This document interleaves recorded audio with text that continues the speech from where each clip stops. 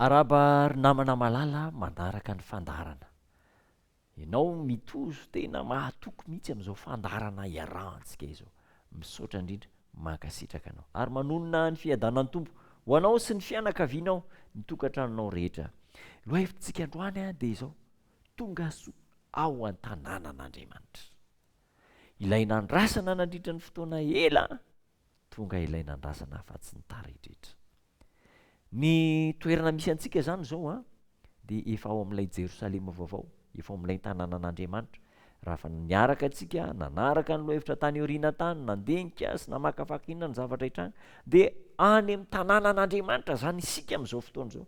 Ao amin'ny tranon'Andriamanitra zany misy antsika, ao amin'ilay cité-n'Andriamanitra, Jerosalema vaovao, ilay lanitra vaovao sy tany vaovao. Ao na ny ambaran'ny tenin'Andriamanitra ao amin'ny Matthieu 5:23. Zao ny ambaran'ny tenin'Andriamanitra. Hoy ny tompo taminy: tsara izany ry mpanompo tsara sady mahatoky, nahatoky tamin'ny kely ianao, de ho tendreko mpanapaka ny be, midira ao amin'ny fifalian'ny tomponao. Iteny anao an'izany Jesosy Kristy, iteny amiko, iteny amintsika rehetra, ny ankonantsika, ny fiangonantsika, ny namantsika sy tapaka, zay nahatoky niaraka iteny an'izany, satria ianao nahatoky tamin'ny kely, de ho tendreko mpanapaka ny be. Nahatoky tamin'ilay 70 taona, 80 taona, izay nomen'Andriamanitra iainantsika teto tany, de omeny an'ilay mandrakizay feno fiadanana. Fitiavana tsy ambara no andraisan'i Jesosy ny olona mahatoky hiditra ao amin'ilay fifalian'ny tompony any amin'ilay tanàna vaovao. Ny fifalian'Andriamanitra de ny mahita anao, mahita voavonjy. Tandremana tsara zany fa tsy hoe mahita nanana harena be na azo voninahitra be de zay ny tena fifalian'Andriamanitra. Tsy misy maharatsy an'izany akory fa mandalo zany, fa ny fifalian'Andriamanitra de ny ahita anao, ahita voavonjy. Rehefa raisiny ao amin'ny tanànan'Andriamanitra ny voavitra rehetra, de manakoako manerana ny lanitra ny antson'ny fiderana sy ny fifaliana.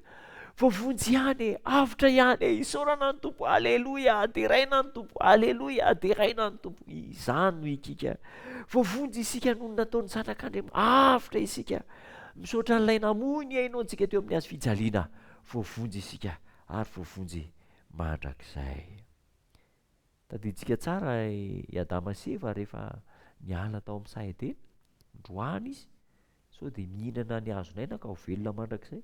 De rehefa any amin'ilay fiainana mandrakizay tsika ny amin'ilay Jerosalema, de hiverina indray ho hazonaina io, hihinana an'io indray isika, ary de ho velona mandrakizay. Aka ny voninahitrantsika isika ka atoraka eo tombotry Jesosy Kristy, andoharika eo anatrehany, de hisaotra sy handrandra azy Jesosy eo, misaotra anao fa novonjenao mandrakizay zay. De raja mendrika ho an'ilay zanak'ondry, ilay zanak'ondry zay voavono noho ny fahotantsika.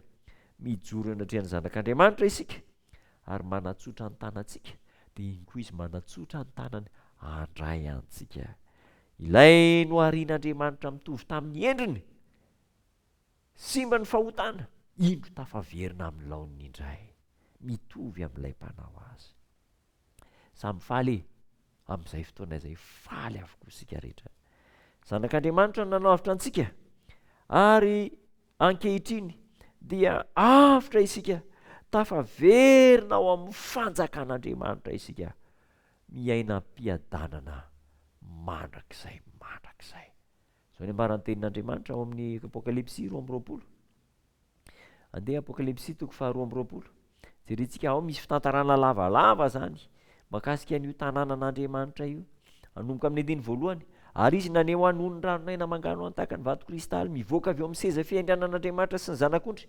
Teo voan'ny lalambeny ary eo an-daniny roa de misy hazonaina mamoa vorombeny folo samihafa ary mamoa isam-bolana. Ny raviny hazo de fanasitranana ny firenena rehetra, tsy sorona intsony. Ary ny seza fiandrianan'Andriamanitra sy ny zanak'ondry ho eo aminy, ary ny mpanompon'Andriamanitra de hanompo azy. Ary ny tavany, ahita ny tavany izy, ary ny anarany de ho eo amin'ny andriny. Zany ny zavatra hitranga.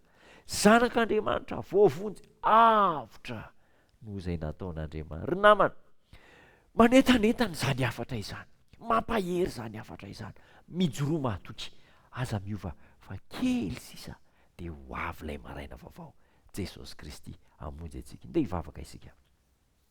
Ry tompo tsara, misaotra anao lehibe zahay, efa manimanina n'ilay tanàna homaninao anay, efa mahasary an-tsaina n'ilay jerosalema vaovao feno hazavana mamirapiratra iona aminao, tsy andrinay ny hitanao.